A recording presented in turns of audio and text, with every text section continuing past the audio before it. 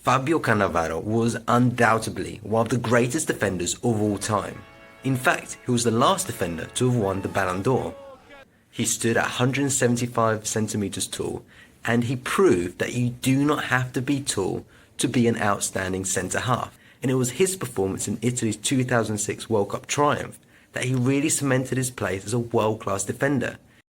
So I wanted to do a deep dive into his final performance against France, who was able to neutralise the threat of some fantastic attackers back in those times: Henry, Zidane, Maloud and Ribéry. And here are 6 things Cannavaro did in that game that I think any defender can apply to their game.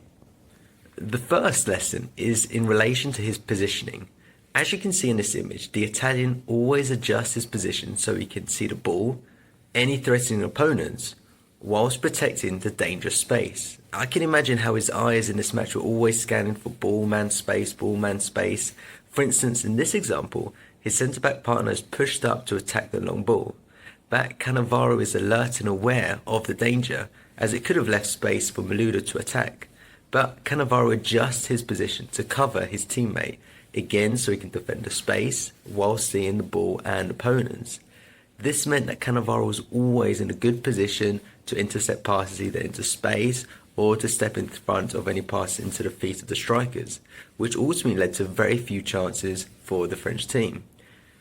Interestingly, how he orientates his body to defend crosses is different. Most defenders face the ball wide, but he actually opens it up to face the attacker. I'm interested, why do you think he does this?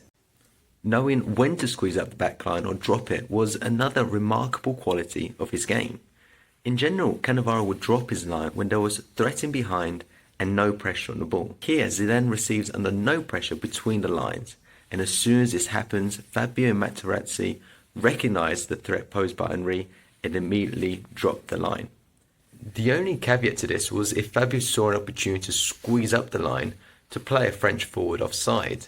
Like here, his defensive triangle position, allowing him to see the ball, the man and deny the space, allows him to see the French threat in behind, so drops initially, but then he sees his right back out of position, so here he pushes up in the last second to play the offside trap. Of course, if the ball gets played back and the player on the ball is under pressure, facing away from goal, Cannavaro and his back line will look to capitalise on this and squeeze up to reduce the space between his line and the forwards. Thirdly, Cannavaro made up for his smaller stature through increased aggression. Now, because of his good positioning, it allowed him to be on the front foot to intercept passes, put pressure on forwards to stop them turning, and win the ball back through strong tackles.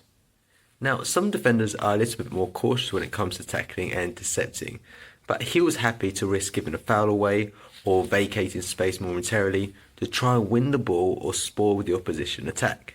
And this brings us on nicely to his fourth quality, which was his outstanding physical attributes. He was capable of out-jumping any opponent and win countless aerial duels as a consequence.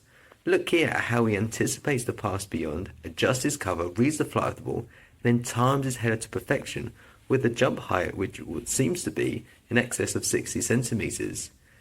This example here is even more incredible. His whole upper body towers over Henry. And also notice how he maintains eye contact on the ball throughout contact. This agility, this power made him not just good in aerial duels, but also in situations where he had to quickly accelerate in recovery situations. Additionally, Fabio was excellent in 1v1 situations. When he could, he would make sure he would pressure the opponent as the ball was travelling so he could get there to stop him from turning. Like here, the ball was played to his direct opponent and he quickly pushes up to stop him from turning. I like how he gets the correct distance so he can stop the turn without jumping in too early. And he also looks at the ball throughout. Furthermore, look at how his knees are flexed to help him maintain good balance throughout, and then he waits until he senses the right time to tackle. Let's look at an example. Here the pass is played to his direct opponent, and as we just said, he reacts early and stops him from turning.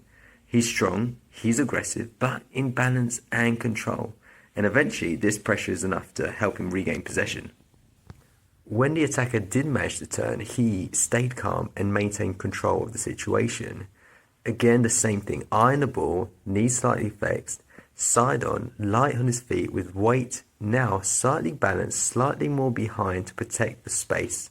This allows him in this situation to react quickly in order to stop the striker from getting a clean shot off.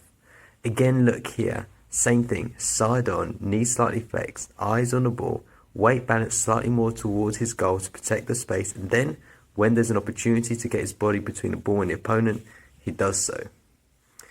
I like this example too. This time he has to face forward to make himself big to block the shot, but look how light he is on his feet, ready to react, eyes fixed on the ball. In the end, Henry actually does well to fake shot, but Cannavaro recovers so quick to get a tackle in. And that's why Cannavaro is the best defender in the world. His final strength was his ability to adapt and make smart decisions, especially in situations when he was outnumbered or at a disadvantage. For example, here Malouda is driving at his right back and Zidane is causing him a problem by overlapping. Now in these situations, centre-backs are usually tempted to track the run, but this would leave space for the winger to drive inside. Instead, Cannavaro is clever. He signals for Zambrotta to track Zidane and he takes Malouda, neutralising the situation. Now, when outnumbered, Cannavaro stays patient and in control. He elects to drop off to delay the attack to give time for his teammates to recover while protecting the central space. I like here how he went from dropping to pushing up as soon as Italy regained a numerical advantage, showcased that he's always trying to see if he could defend on the front foot. A similar situation occurs here. He's in a 1v2 and so quickly decides to drop off to protect the space, and here he intercepts the pass and beyond as a result. Now, what Cannavaro has proved in this match and throughout his career is that you absolutely don't have to be tall to be a great centre-half. In the end, if your position is good, if you can develop your power, your agility, and develop your defensive techniques to defend effectively 1v1, and develop your ability to read the game and communicate well with teammates to defend difficult situations, anyone